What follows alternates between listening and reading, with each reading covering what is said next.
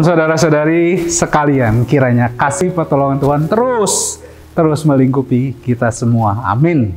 Nah, bertemu lagi di dalam pembahasan Alkitab secara singkat, dan di pertemuan ini kita akan melanjutkan lagi pembahasan kita belajar dari kitab Filipi pasal yang kedua, dari ayat ke-12 sampai ke-18. Nah, perikop ini diberi judul oleh Lembaga Alkitab Indonesia adalah "Tetaplah Kerjakan Keselamatanmu". Saudara-saudari sekalian, sekilas membaca judul dari LAI ini dapat membawa kita pada pemikiran bahwa kok keselamatan seakan-akan bergantung pada kerja atau usaha kita sendiri.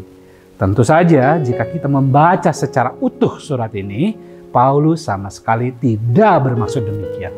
Lalu apa sebenarnya maksud dari surat Paulus di bagian ini? Nah, saudara-saudara sekalian, untuk memahaminya maka kita harus tahu dulu bahwa Paulus menulis surat ini secara khusus ditujukan kepada jemaat Filipi, yaitu orang-orang yang sudah percaya dan telah menerima anugerah keselamatan dari Kristus. Nah, melalui surat ini maka Paulus mau menyadarkan kepada setiap orang yang sudah menerima anugerah keselamatan di dalam Kristus itu bahwa status baru sebagai orang-orang yang diselamatkan tidak lantas membuat mereka tidak melakukan apa-apa atau hidup sekehendak hati sendiri. Tapi sebaliknya, di ayat 12 dikatakan Paulus mendorong mereka harus apa? Tetap mengerjakan keselamatannya.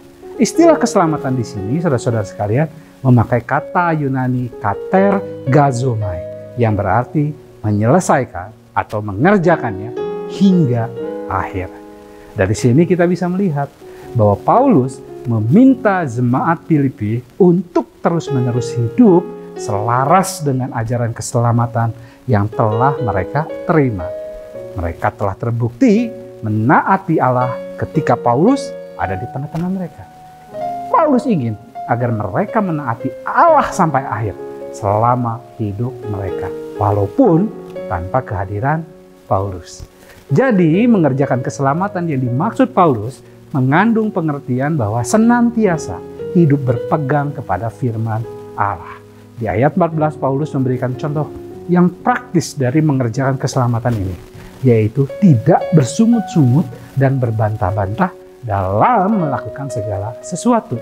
Dengan mengerjakan keselamatan kita, maka kita sedang menjalani hidup yang benar dan yang menjadikan kita seperti bintang yang bercahaya, sehingga menjadi tuntunan bagi orang-orang yang hidup dalam kegelapan. Seperti dikatakan di ayat 15. Ini berarti kita menghidupi status kita sebagai orang yang telah diselamatkan Kristus, menunjukkannya melalui hidup yang memuliakan Allah dan juga menjadi berkat bagi sesama. Karenanya, marilah kita mengerjakan keselamatan kita setiap hari. Tuhan Yesus memberkati.